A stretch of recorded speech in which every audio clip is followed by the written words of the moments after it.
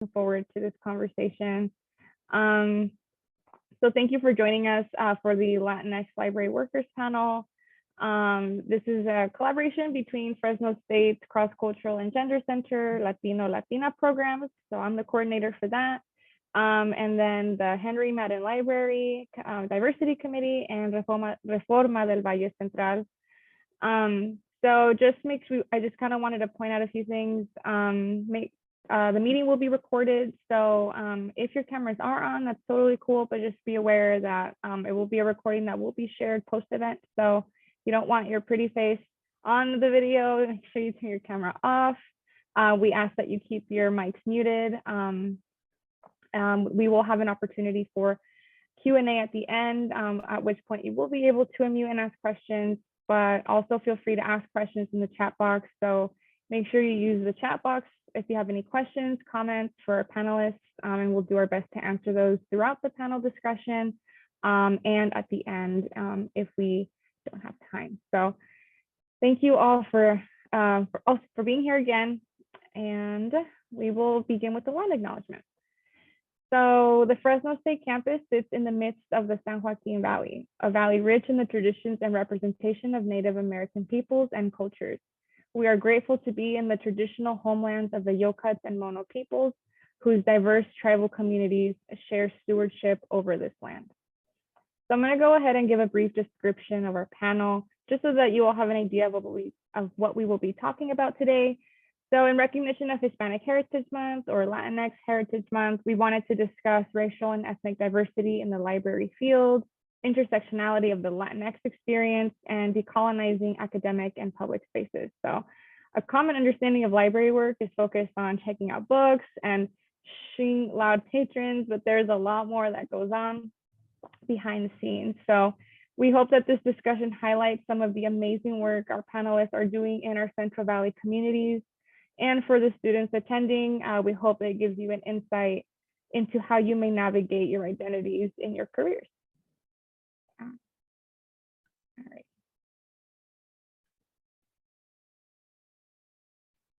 All right.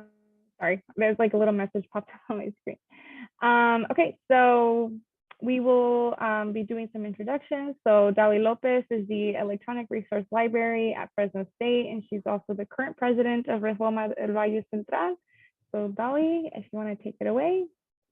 Hi all, welcome. Thank you all so much for taking the time to come and hear our panel. So I'm excited and happy to introduce our moderators and panelists. So our moderators today are Madden Library Special Collections and Archives Assistant Karina Cardenas and first year student success librarian Jenny Barnes. So, Jenny and Karina.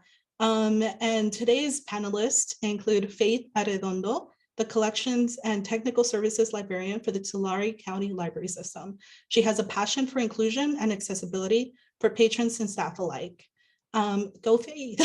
Thank you and welcome.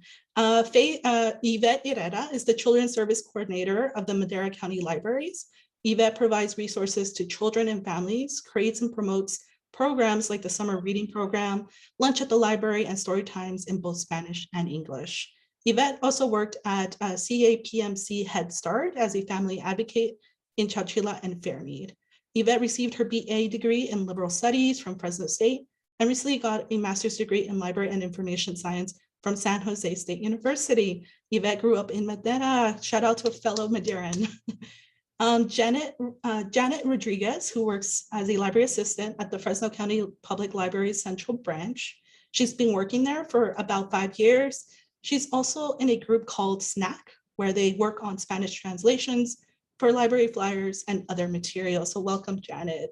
Thank you all to the panelists for being here.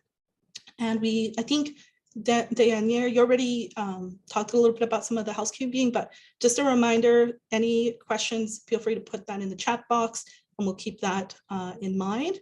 And we are also recording today's session. So without further ado, Karina and Jenny, take it away. Hi, everyone. So we wanted to start the conversation with Yvette, Janet, and Faith in regards to your identity and being Latinx. And these are some guiding questions, but we really want it to be a conversation amongst our panelists. And I hope everyone in the chat can join in during our audience questions.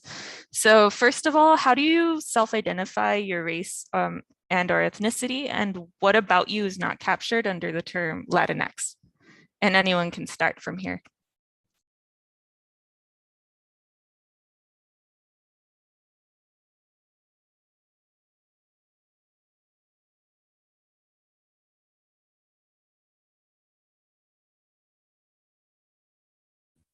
Maybe let's start with Faith.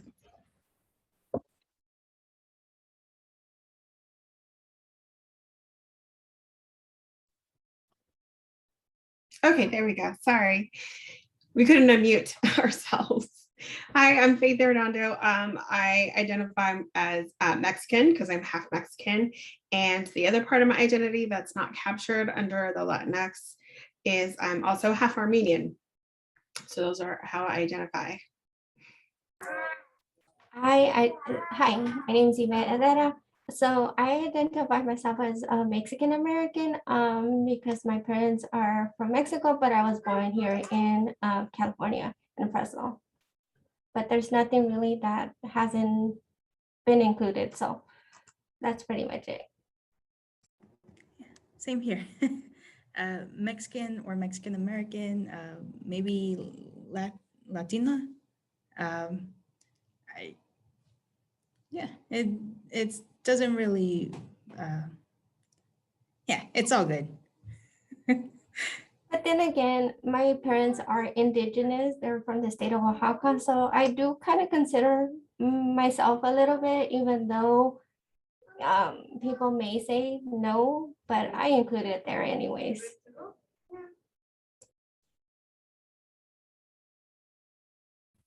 Thank you all. So we also want to hear about where you work, and we wanted to know about like the people you serve. So who are the people you serve at your library? What are their needs when they come to you, such as with services and resources? I'll go first. I work for Tulare County Library. We cover a wide range of Tulare County, very spread out. We have 17 locations plus a bookmobile, and we are trying to serve all the people that we don't get to see that come into the library because it is a very rural area. Only one of our cities is considered a city.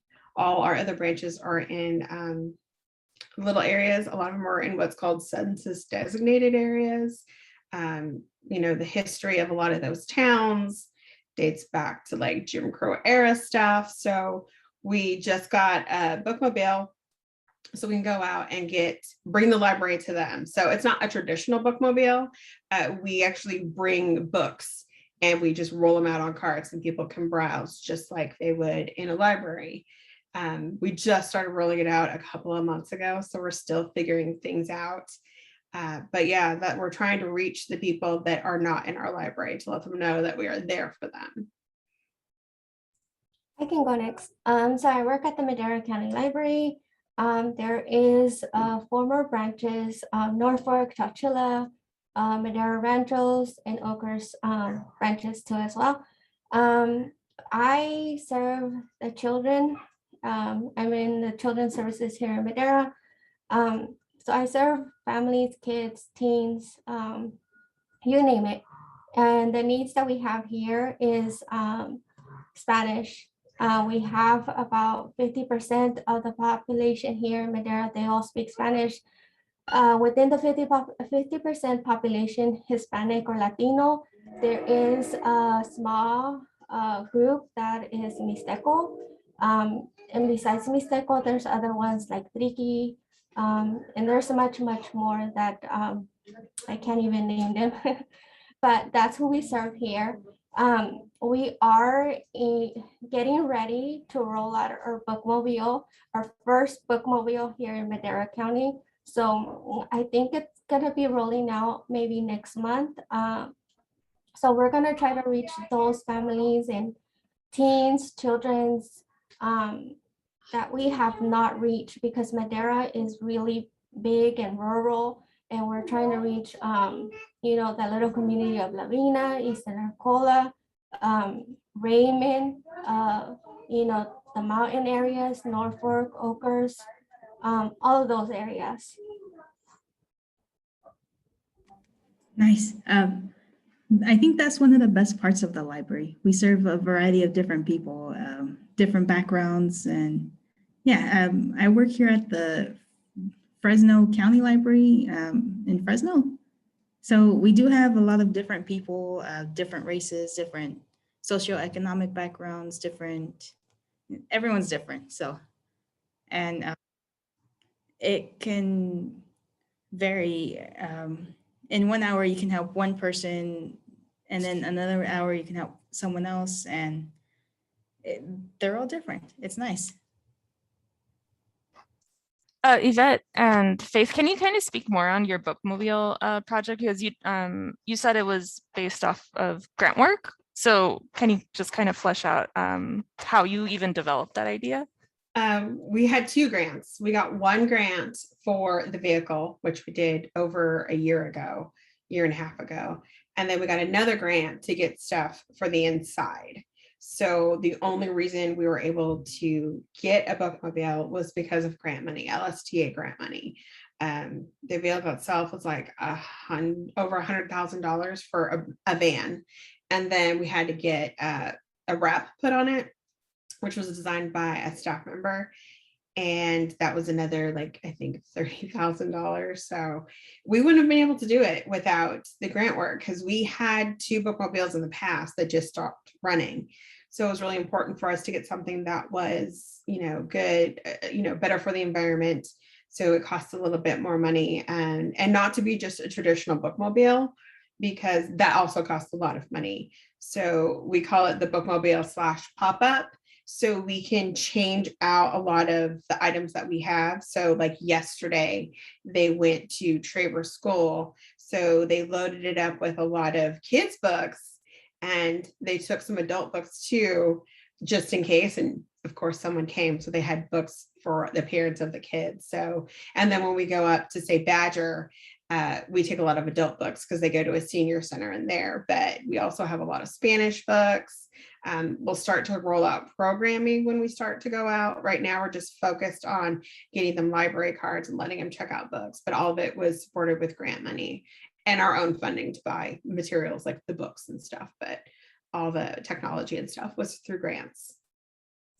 Like Faith said, the same thing for us, for Madera County. We're still getting everything ready for that bookmobile, but I don't know really much about like how much is being spent on the bookmobile, because I wasn't a part of that.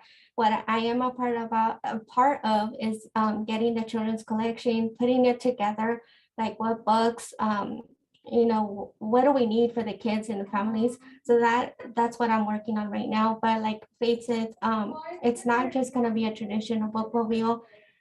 It's a van, and it's going to have carts that can be wheeled out, and kids and families can browse through the carts to get books.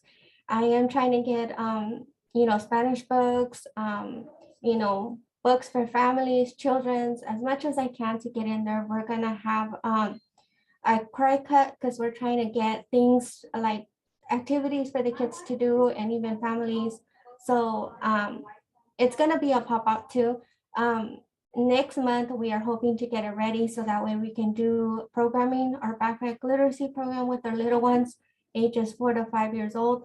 So it has a lot of, the van is going to be used for many different things that we're going to be having out in the community. We are also going to be serving the senior center. I know that for a fact. We are going to be going out to Fairmead, which is another community here in Madera that within Madera County that has a lot of Spanish people, and we need to get to them too as well, because it's one of those communities that it's about 10 minutes away from Chowchilla City, the Chowchilla County. So we need to get to those little cities too as well. And it's one of those cities that is kind of like forgotten a little bit, but it's there. So it's much needed in that little area.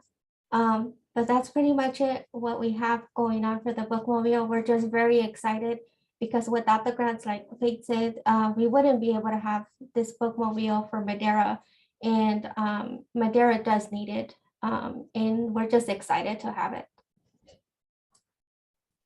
That's awesome. And you each talked a little bit about the specific things that you're trying to provide those communities in your collections. So I want to kind of follow up with that and ask, do your collections reflect the needs and identities of the populations you serve? And where do you see gaps and room for growth? I know you mentioned like serving rural communities. So even like besides books, what other kind of needs you see for the populations you serve? And maybe let's start with Janet. Well, they do. Oh, sorry, let me go back. So our collection does pretty much reflect how the people we have in our, we mostly have English books, and after that, Spanish, and then foreign languages. It would be nice to get more Spanish and foreign language books, though. We can always get more. And we do have a variety of programming and lots of different family story times. And I know that's a little bit off topic, but yeah, like story times or crafts, and different libraries have different programs. For example, Politi has a painting programs for adults to go and paint, or let me think. I think Woodward Park has a Lego Build It club. So there's different stuff to do. Oh, yeah, and someone in the chat said we need more Arabic. So yeah.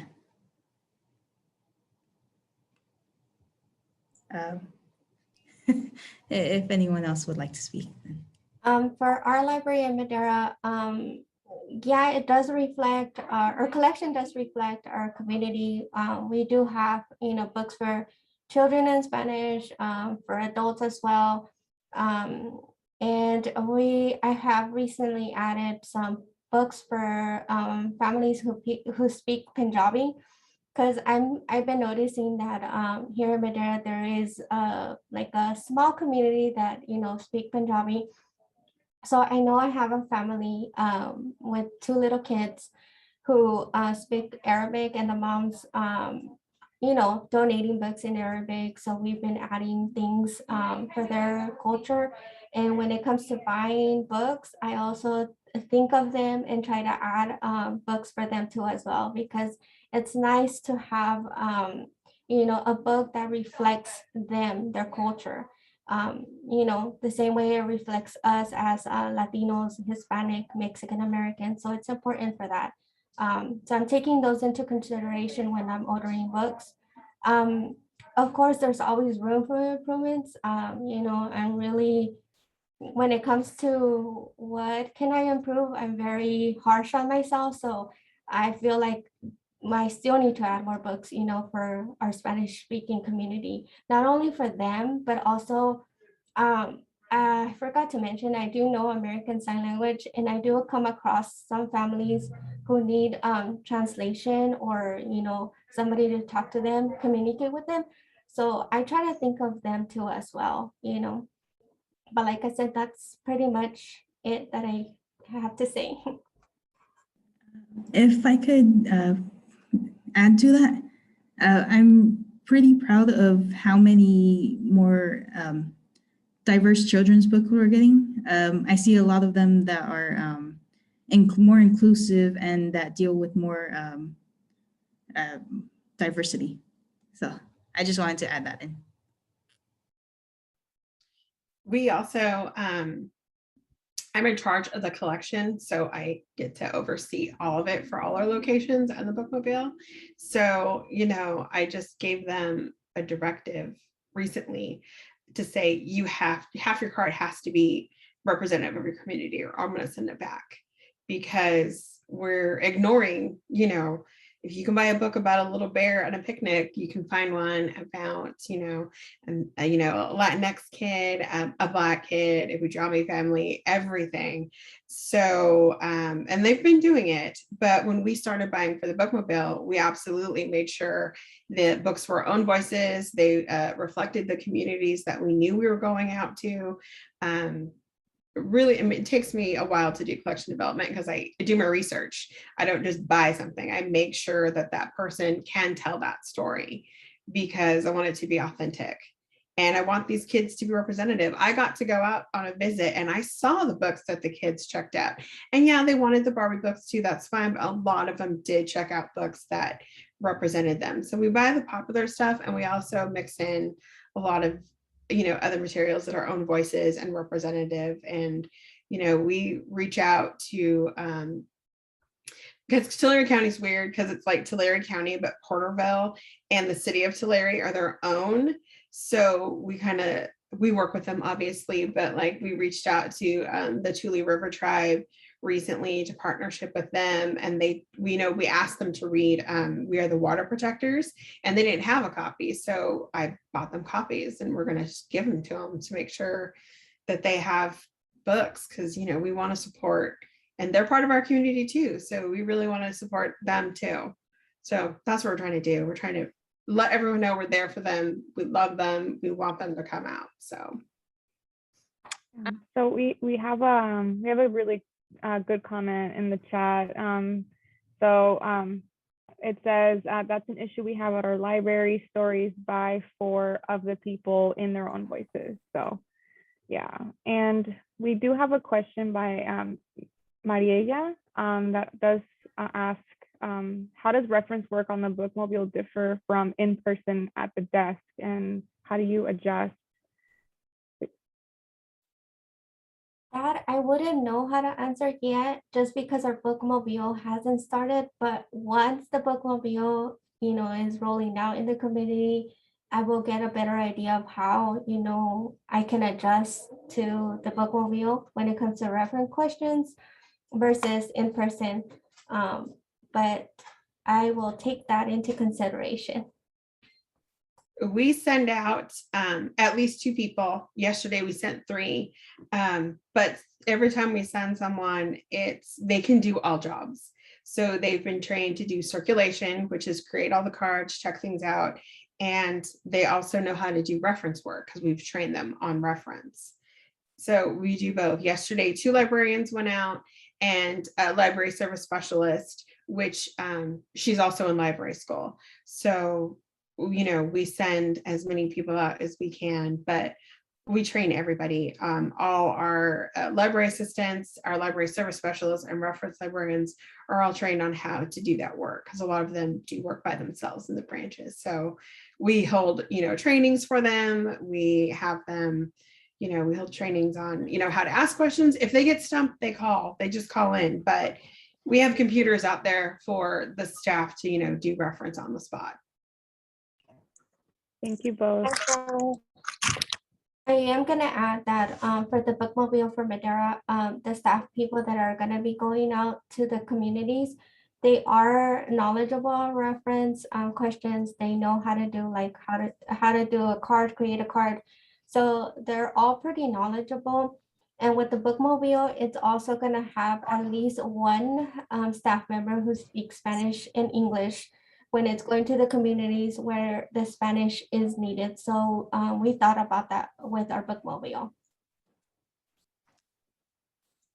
I noticed that there's just a lot more cross training now in a lot of libraries. And I think that's really important because, the person that, a patron or, a visitor that comes into your library doesn't care if you're, just the checkout person, like they want to know about the collection in general. So I see that a lot. And especially in the Valley libraries where often we're understaffed.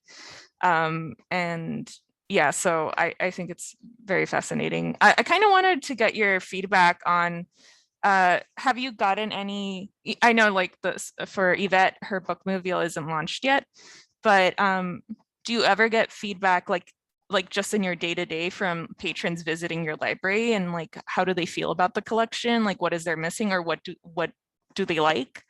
And how does that how do their statements and opinions impact the collection development? They do, like Badger, which is in the mountains of, well, the foothills of Sequoias. They wanted more fiction books by Isabel Allende, and I was like, done, let me go buy them for you. So yeah, they just tell the people who go out what they want, and they just email me, and I'm like, all right, I'll get them. That's not a problem. We're really open to suggestions. We actually have a suggestion for purchase link on our website. So, you know, I've been asking the people who go out, how's it working? How's it going? I've been trying to go out, you know, when I can myself. I've been going to the Traver school because it's, you know, pretty close, and I have a affinity for that school. My aunt used to work there, so I used to volunteer there as a dean. So it's exciting for me to see how excited all these kids are. So yeah, whatever they request, we look to see if we can get it, first of all, and then you know, it's not a problem. We order all the time, so we can get stuff. But yeah, not an issue. It's their, you know, we want to give them stuff they're going to check out, or else we're just wasting money. So yeah. So what I do here at the library is, you know, when they're here, the families are here, I kind of ask them like, hey, how do you like the library? We do hear a lot of good comments. You know, the library just got remodeled like 3 years ago here in Madera. It was much needed. So a lot of the people, when they come in, they feel welcome, and they say, we really like how it looks. We like the books. And, you know, the people that come in, our regulars will tell us, you know, hey, you don't have this, can you get this book for the library? So we take notes, you know, of what they're telling us, and then we put it in our little list, and then whatever books they're wanting, we will get them for them here at the library. But that's pretty much it for here in Madera. Yeah, I really like the suggestions for purchase link. It makes it so much easier the patrons can request it themselves, or we're happy to do it anytime. So yeah, it makes it super easy to request something, and if we get it added to the collection, maybe they can reserve it, place it on hold. And I also wanted to add that it's nice to share our books. So it's nice. I like to let people know, if we don't have it here, you can request it from a different library, have it sent here, or if there's a library closer to your home, then you can send it there. And it's really awesome. We share with all this something. We're all connected. So Yeah. Janet's library and Yvette's library and my library are all connected. I helped Mary Jo, who works at Madera, with the bookmobile. We were kind of working a little bit at the same time. So we all work together. We're connected to 10 counties, and it's like 130 some odd libraries that our patrons can get books from, because we have deliveries sent to each other every, you know, we have schedules. It's very complex. So even though 3 of us work at different libraries, like I could call Yvette tomorrow and be like, hey, do you have this book? Can you send it here for me? And she could do the same. Yeah, so I don't know if anyone knows about our libraries, but yeah, we're in a part of a consortium for the whole Central Valley, and we're all connected from Merced down to Kern County. Yeah, that's the awesome part, that you know, we can share our books. So the patrons are not going home empty-handed, you know. They have that option to request those books from other libraries. Just to kind of reel it back to just your workload as a Latinx library worker. You've mentioned kind of like the pluses of, you know, working in the San Joaquin Valley library system, but what are other ways you can kind of bridge these gaps just as a library worker? You know, like a lot of you all are doing a lot of the work of diversifying your collections, but do you see anything else that needs more of a systemic change to it? Like, for me, like on the just right off the bat in Fresno County, you know, and I'm not originally from the Valley, but I can definitely see the differences just in the northern side of Fresno libraries, the kind of resources, the kind of workshops compared to like other, like the downtown area, the west side of Fresno, which are more, you know, people of color and, you know, undocumented families. And also like West Fresno has a rich Black history to it. And I, you know, for me, just coming as an outsider, it's very obvious, but maybe it's not as obvious if you've lived here all your life and you're used to this, this kind of culture. But I just wanted to get your points in, like, what are some other gaps that, like, it's kind of out of your reach, but you wish could change? I think for Madera County, I wish we had more staff that would speak Spanish because it's only 3 of us here in the library. You know, having more Spanish because there is a lot of people that do come who need translation in Spanish. But, you know, we just try to do our best. You know, if they come in and they need help, we just need to be accessible to them and help them out, you know, as much as we can. I know Spanish is needed, but I know American Sign Language is needed as well, because I'm also being pulled away from whatever I'm doing to translate in Spanish, or if somebody's deaf, I need to go and help them, you know, when it's needed. But that's the one thing that I would say that is needed here in the library for our county. I also wanted to add kind of to that is there's also sometimes there's a language barrier. Maybe one of the staff members doesn't speak that language. So a good way to bridge that gap is to have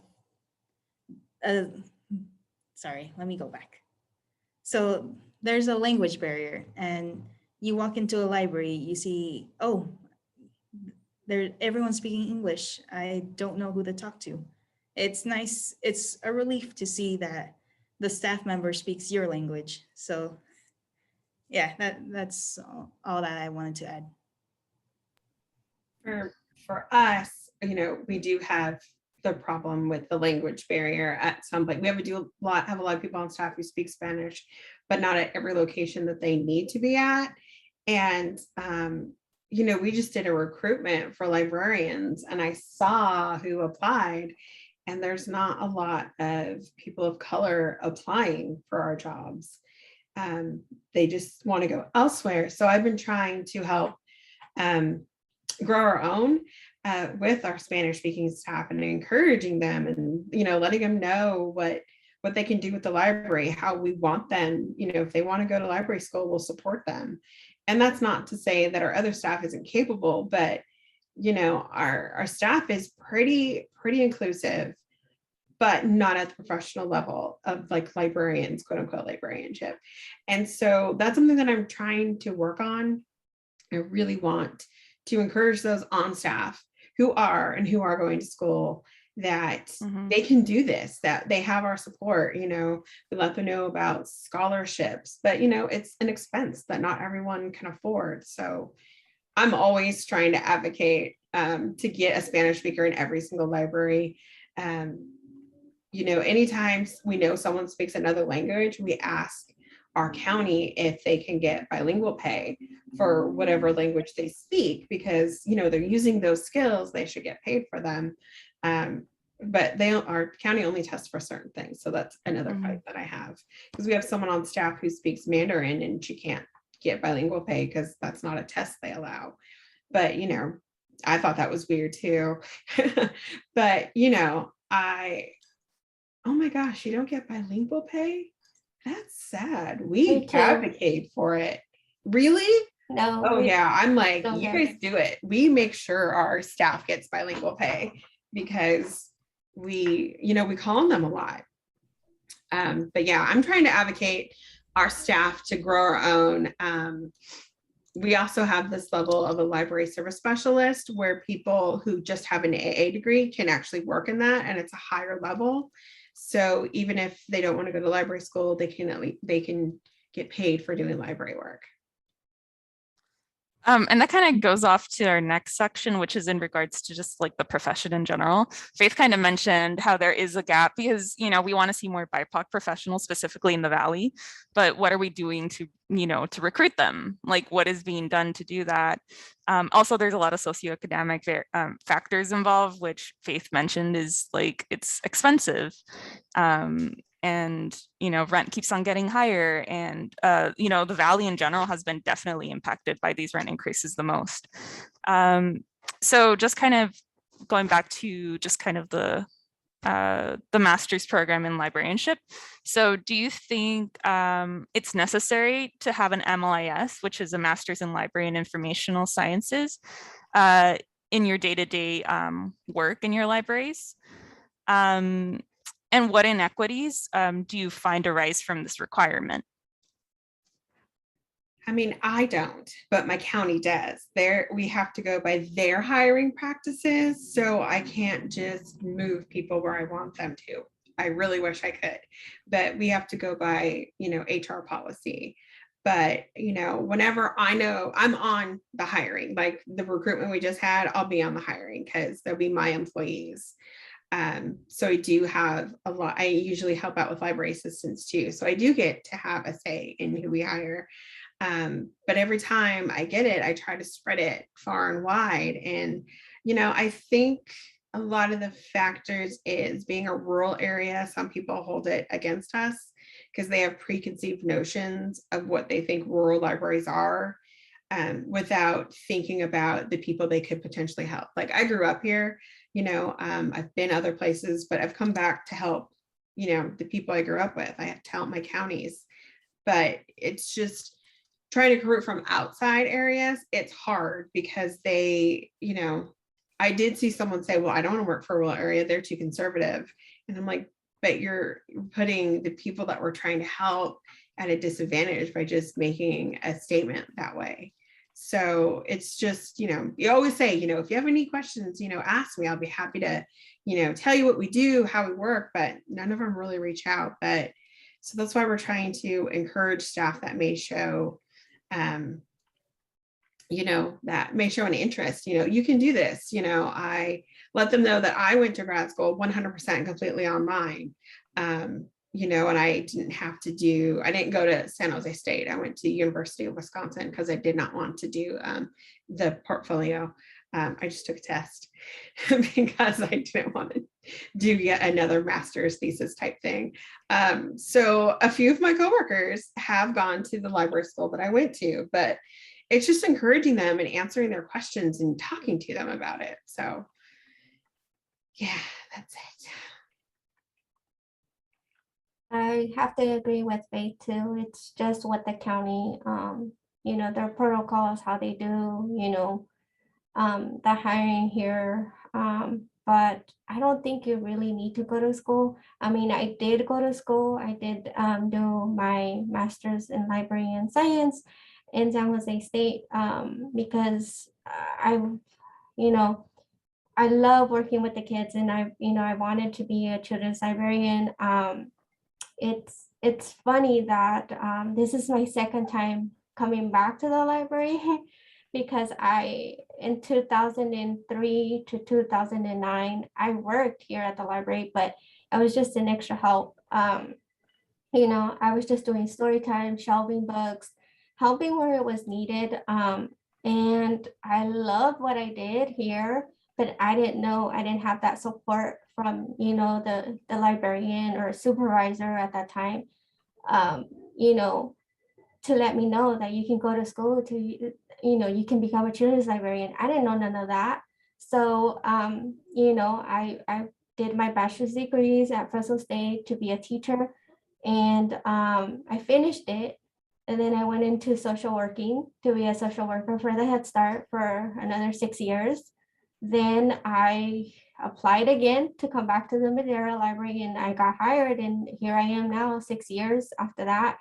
And when I got hired here, there was a supervisor, and she encouraged me to go to school. And then I got a new supervisor and he encouraged me to do, go back to school. He said, if you really like working with children's, maybe you could go as a, study to be a children's librarian. That's what I did.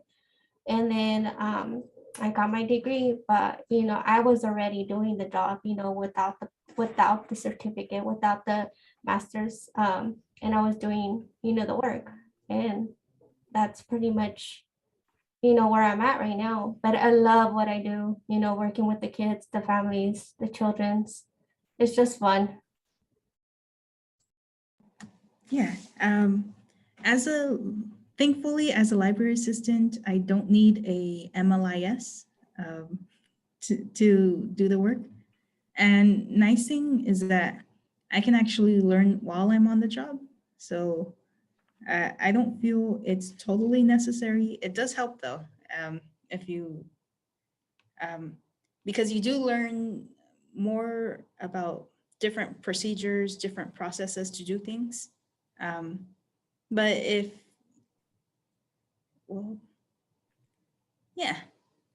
for the work I do, it's not necessary. I like learning things as I go. You learn something new every day working here.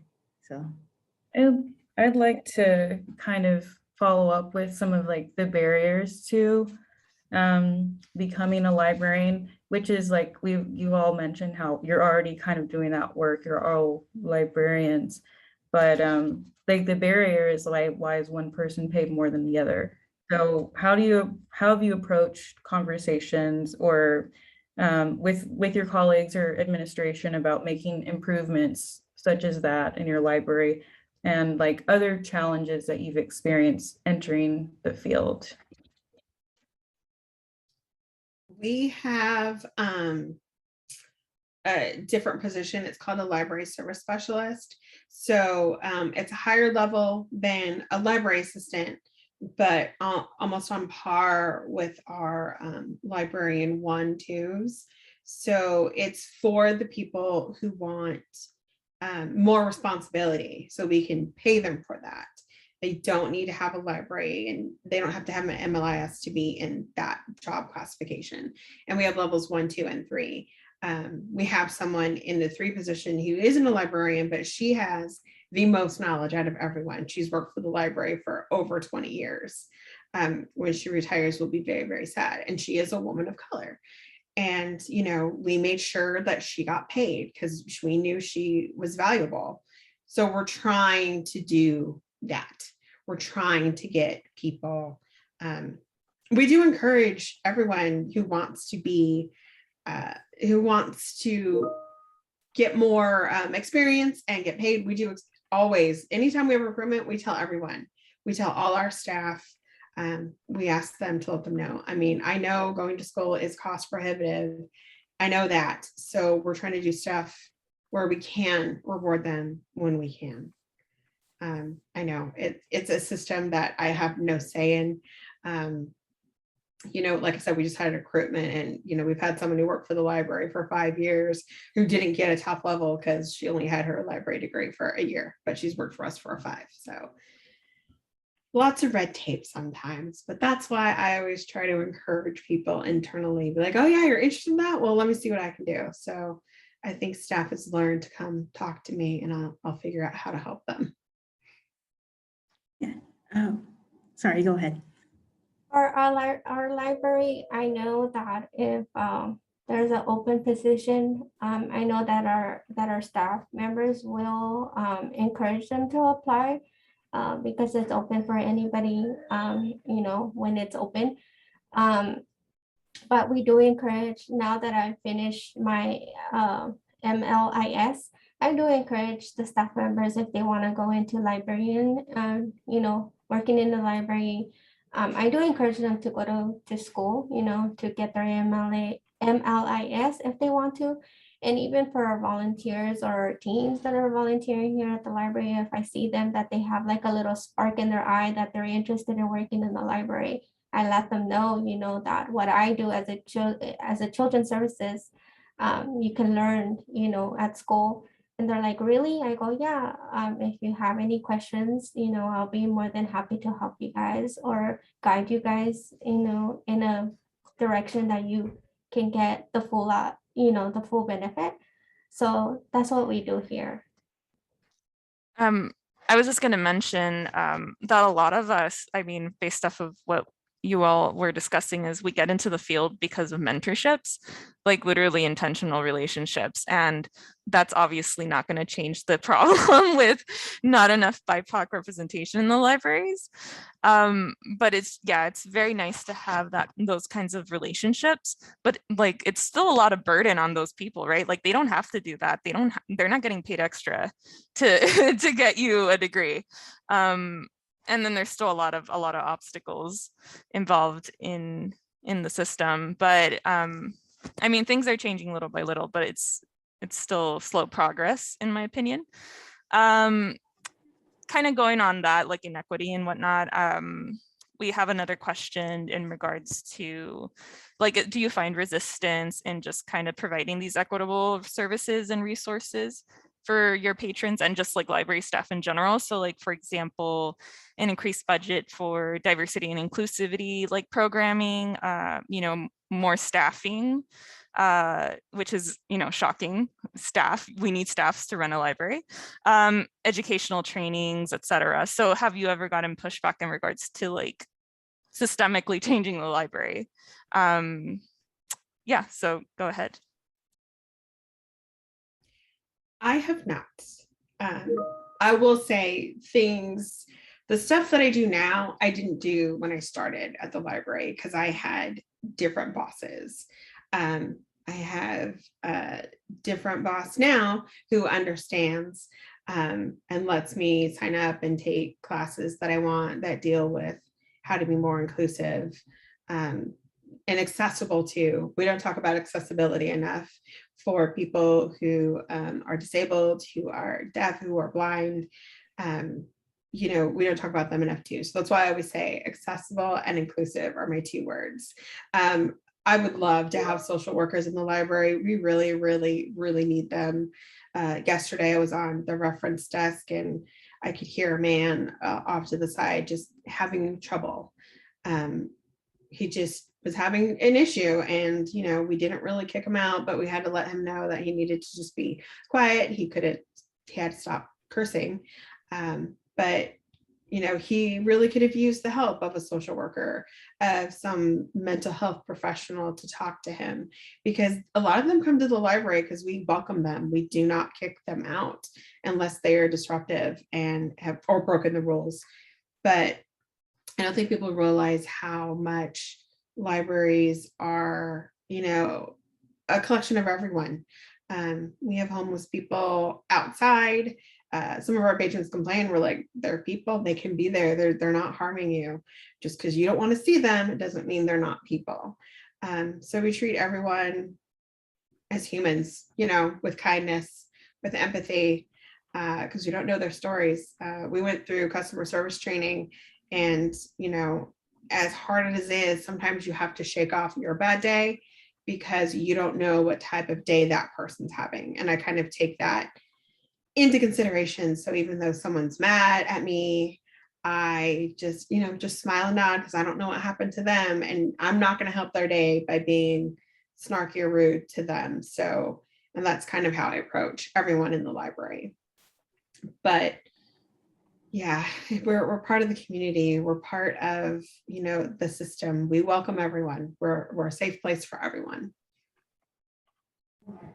Yeah, that's a good point. I really like that. I also wanted to include a couple of resources we could maybe in-house interpreters or transportation, maybe free parking, because a lot of the libraries downtown, well, the central library downtown, we don't have any free parking for the patrons. So it's a bit of a barrier for people that want to visit us. And yeah, and I also wanted to include that it's difficult to change something if it's the way that it's always been. So maybe having more conversations with our coworkers, or like the group I'm in next, it's Spanish Network Agents for Care and Kindness. And so we are translating different flyers, and we have different conversations on how we could be more inclusive. And yeah, basically that. And and talking to our supervisors, that's a good way to get things going. I know for my library, the supervisor or librarian that we have right now and the previous librarian, they're very supportive of what I do.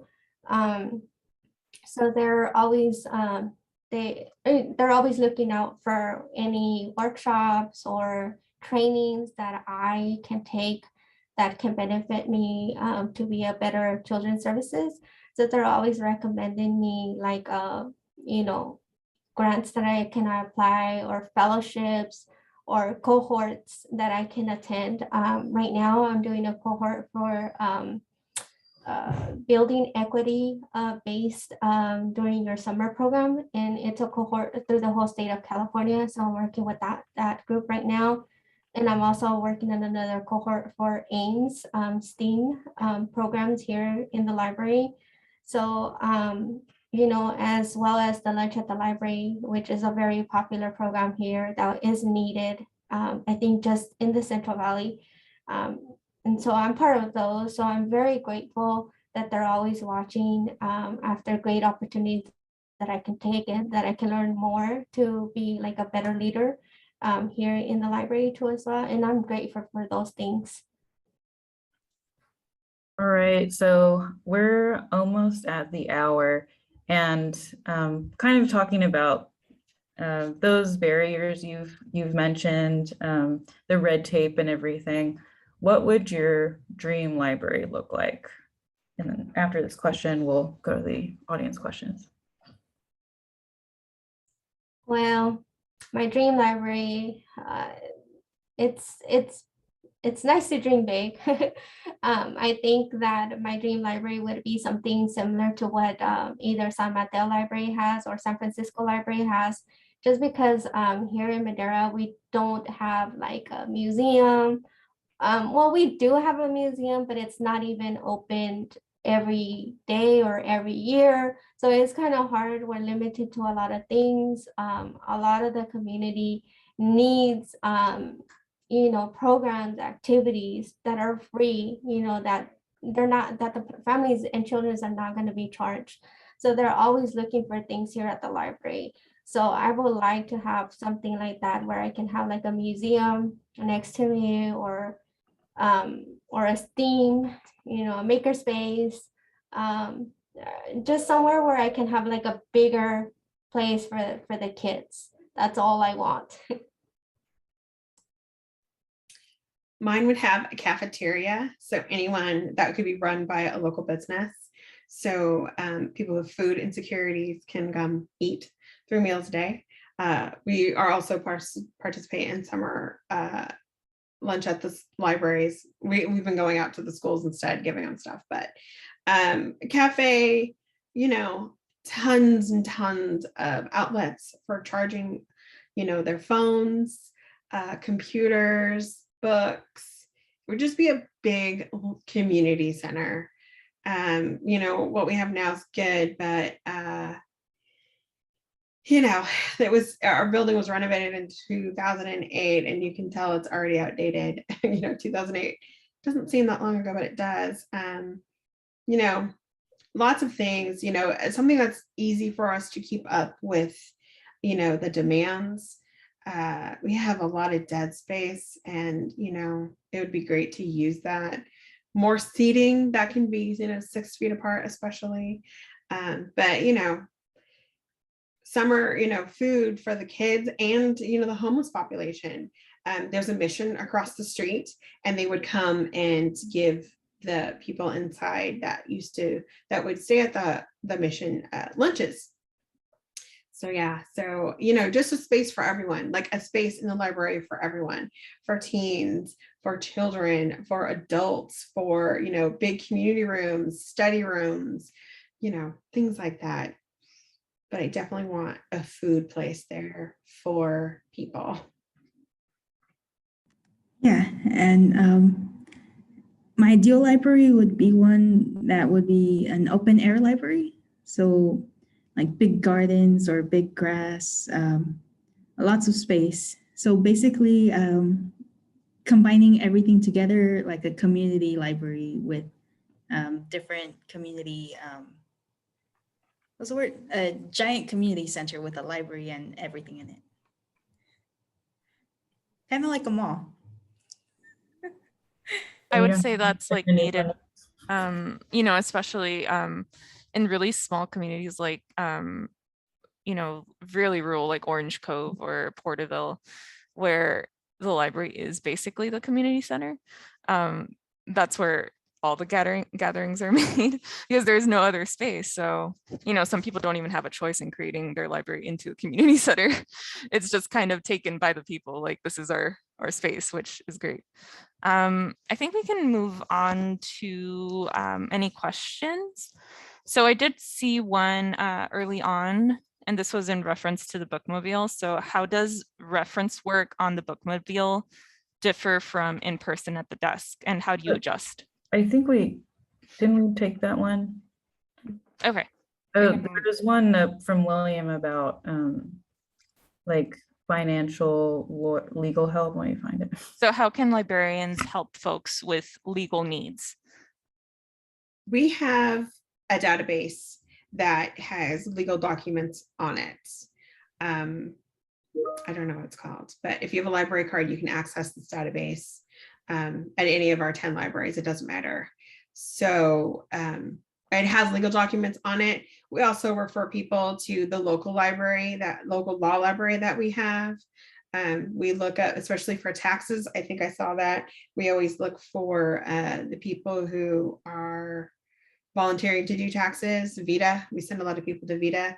But yeah, we do actually have a law database on our websites. So I know that it's one that our consortia pays for, so we all have access to it. Is it legal forms or like legal track, like Gail or? I think so. I can't remember what it's called. Could it be EBSCO? Yeah. Yeah, I think it's on Oh, there. I- We I- dropped at the scale. It's scale. I Yeah. can't remember what it's I called. think EBSCO, and it has like legal forms, and Yeah. then and then the same thing here in Madera. We do have like a law library too as well, across the street from us. But they have certain days and times that they help the community, but they're there to help. And like Faith says, we also have forms here if needed too as well. So we're able to help with that too.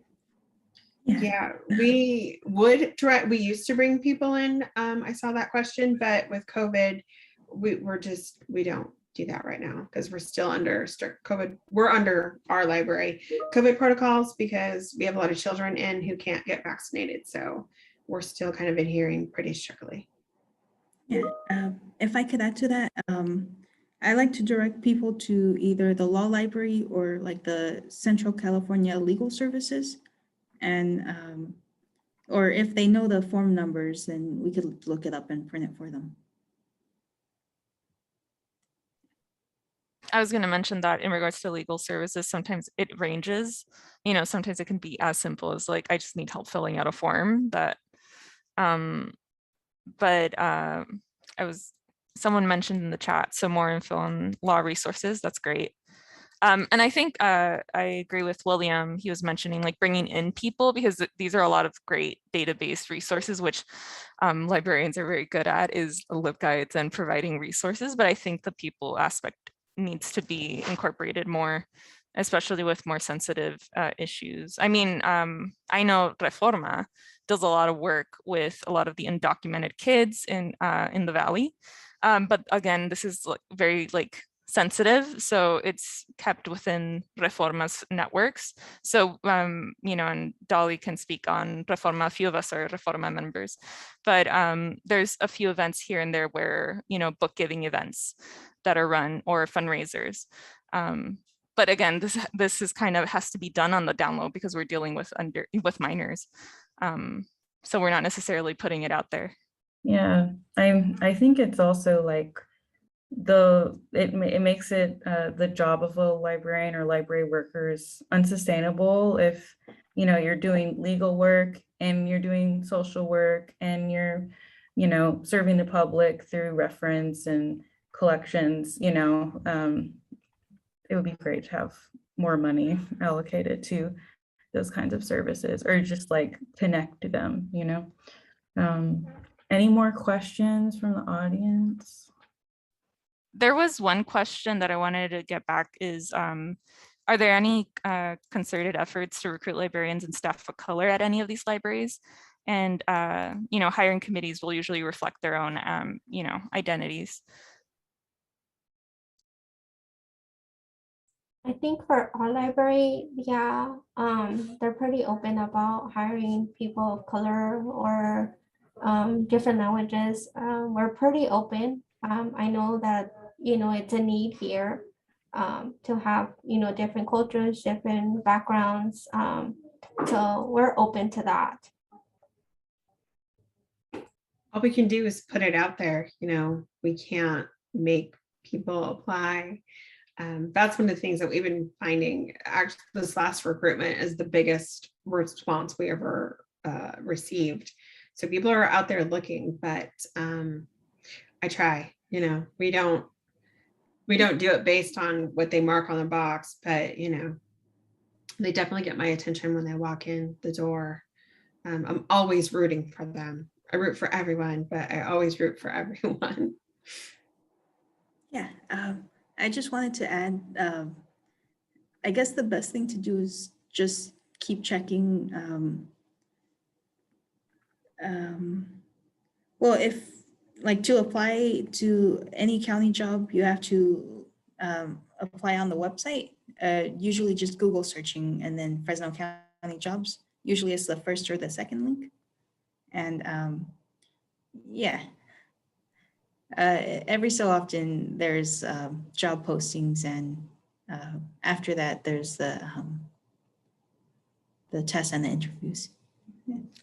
So to answer that question, no, there is no direct BIPOC hiring recruitment. And I think this kind of goes back to, you know, a lot of these Valley workers are stretched out thin and they can't do everything on their own, which common sense. But I think there is changes. You know, more and more people are including diversity and equity into their like library strategic plans, which I know the San Jose students here will be aware of. So you know, like things are changing, but at you know at a pace, I would say. I work in archives, so for me, a way of kind of, because you can't recruit people if they don't even see themselves in the history of the communities. So I'm doing research on like communities that haven't been represented. Like I was digging deep and I'm like, oh, there's history outside of Allensworth, which is a historical African-American town in the Valley.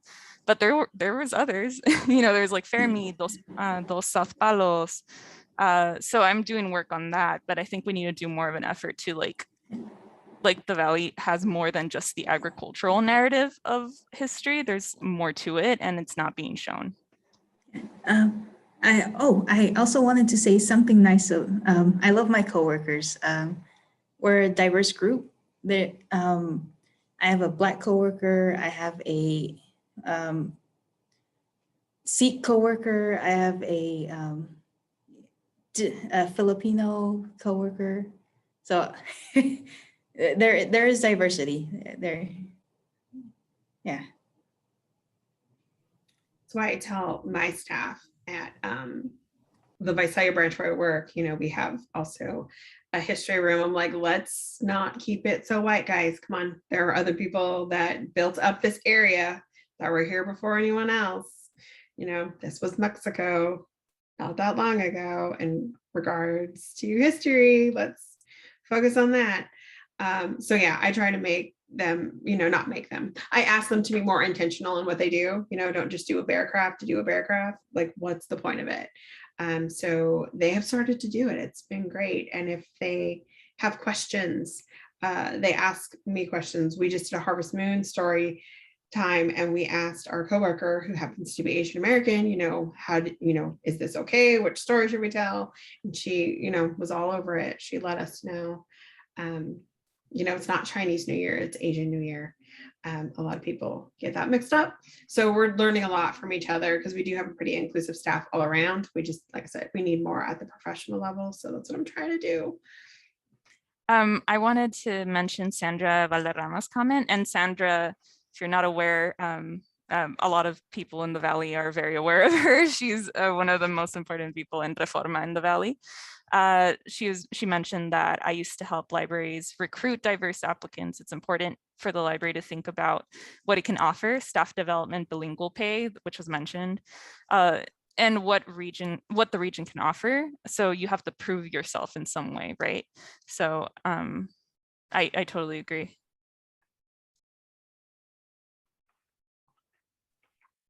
I think we have time for another question.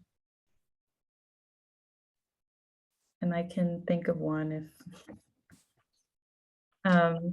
maybe to end on like a lighter note or just something positive.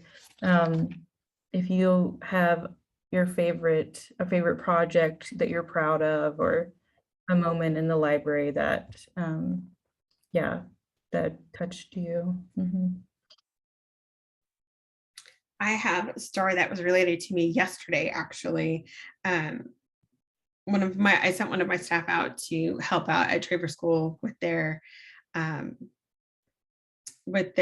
card signups, because they sent every kid home with a library card application. So we were running behind getting these kids cards, which is amazing.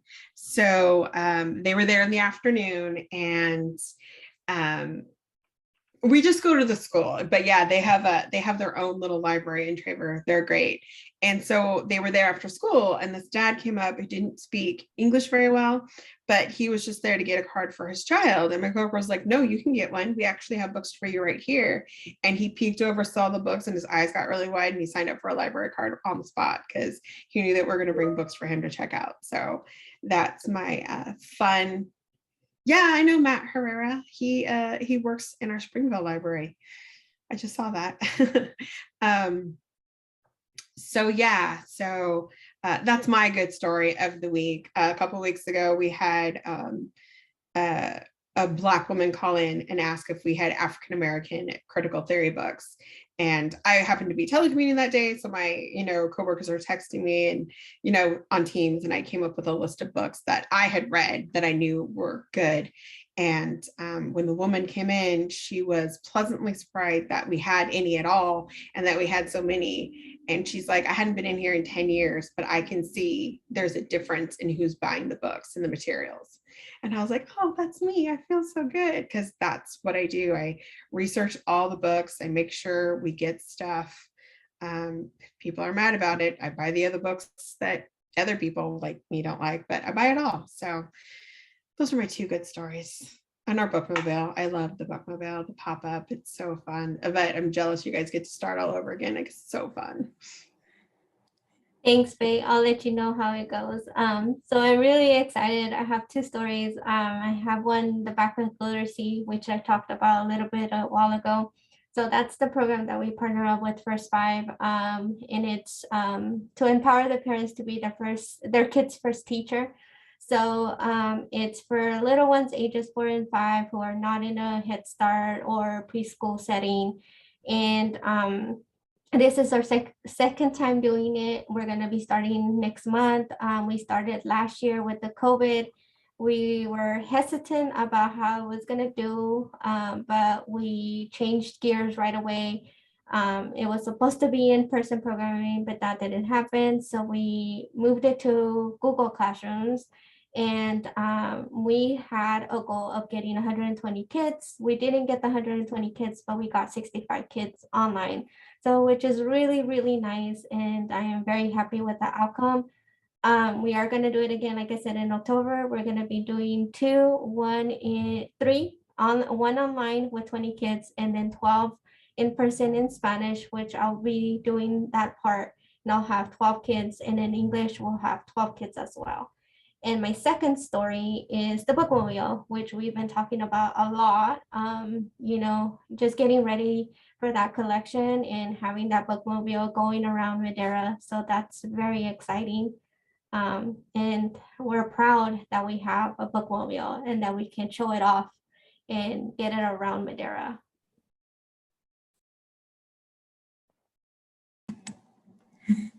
I love that. Anyways, I have, let me think.